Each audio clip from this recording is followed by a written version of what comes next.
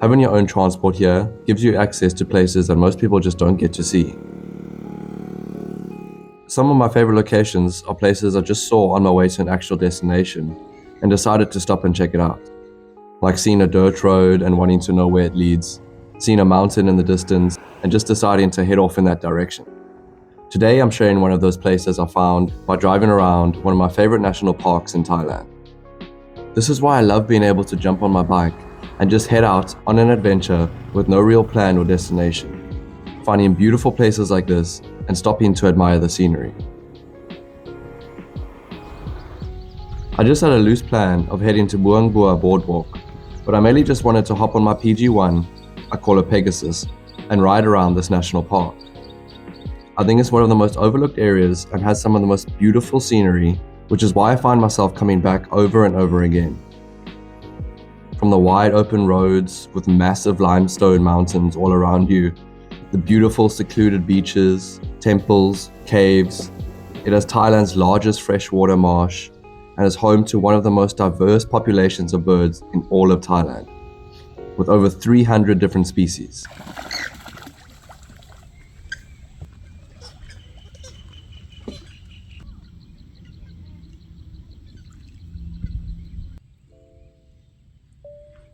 I've been here for 2 years now and I often get people asking me where I would recommend or what's my favorite place in Thailand. And this place is just 45 minutes south of Hua Hin. And I don't think a lot of people know about this. While a lot of people know about Prayanakon Cave, this place is part of the same national park and hardly anyone ever comes here.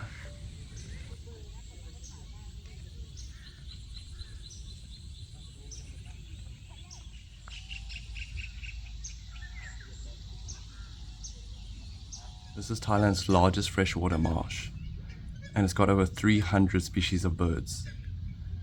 And just after being here for about 20 minutes, I feel like I've already seen 30 different types of birds. But I don't know if people, either they don't come here for the birds or they don't realize that if you want to see bird life, you have to be quiet. And that's why I'm trying to hush my voice a little bit while I'm here, and I don't want to speak too loudly because the birds will hear you way before you see them. And I notice the further I get away from people and the slower I walk and the quieter I am, the more birds I see. You'll just see them, I don't know, it's just so cool to see the birds living their life, if that makes sense. You see them fishing, drinking the water, flying around, eating insects. For as long as I can remember, my dad's always been into bird life and he's taught me so much about birds. And he taught me how you have to, if you want to see birds, you have to be quiet and you got to be patient and you got to be slow. And I think that really ties in with the Thailand slow life. You don't need to rush. You're not here to get to the end of the boardwalk, right? That's not the point. And sometimes I catch myself just walking because you want to get to the end. But the point isn't to get to the end. The point is to enjoy it while you're here. I know I always sound like oh, there's someone cool. There's a fisherman.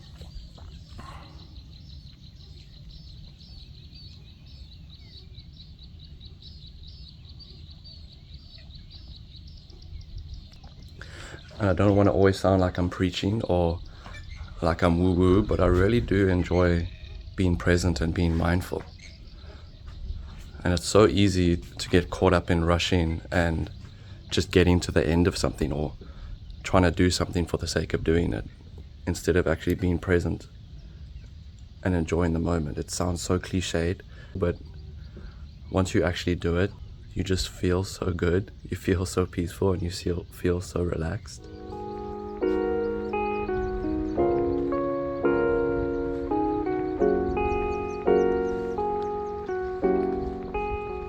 The one thing I've noticed about Thailand and the national parks is because places like this are so accessible, they attract different types of people. You'll get tourists who pop in for 5 to 10 minutes just for a photo shoot, shouting across the boardwalk, Nung song Sam. When you're there for the peace and the quiet and to watch the wildlife. It can be quite jarring and unsettling. It shows the contrast between consuming a place for social media versus actually being present in it. I'm not here to say one's better than the other, but Thailand already has enough places for people to be loud and take photos for their Instagram. And yes, I see the irony of talking about this while filming a video to post on social media, but I try to be respectful and considerate of the other people's space and intentions for coming here. I always feel like I have to describe my surroundings or explain what's going on or tell a story when I come to places like this and try to make a video, but I feel like these places like this just speak for themselves. And it's often best to just keep quiet and let you guys experience the sounds of nature here. At least for me, when I come to places like this, my mind just really slows down. I don't know if it's intentional or unintentional, but places like this just make me stop thinking or quieten my mind. And when I try to bring my thoughts, try to keep on thinking about something, or bring up my thoughts and explain what's going on and describe my surroundings, my mind is just like,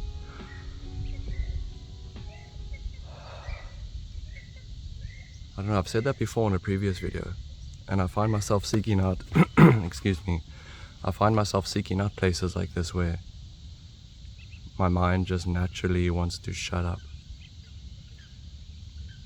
And it feels so refreshing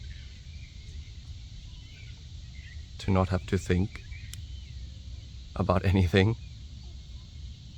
And I said it again, but I've said it already, but I'll say it again, and just be present and be mindful. And just be immersed in the nature and take in your surroundings. Even now I keep on thinking, trying to keep on speaking and say something, but there's no need. I've said enough already.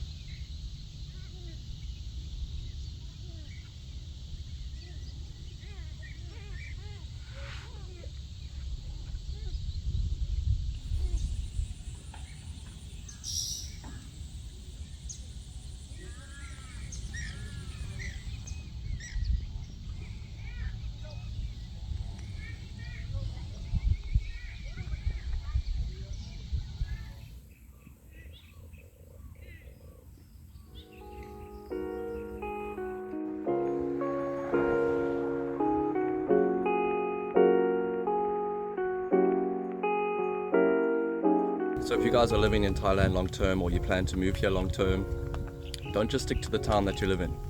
Rent a bike. Granted, you know how to ride. Please, I'm not advising anyone to ride a bike if you don't already know how, or at least get some professional lessons before you get a bike. I've seen way too many bad accidents to count. And just get out there, get off the beaten path, find some dirt roads or find some side streets, and just get out there. See what's hiding just the next town across. Like I said, this Sam Roi Yot is only 45 minutes away from Hua Hin, and I never heard about this place before moving to Thailand, so you'll never know what you'll find. Again, thanks for watching. I've been Alexander out there. I appreciate you guys. Peace.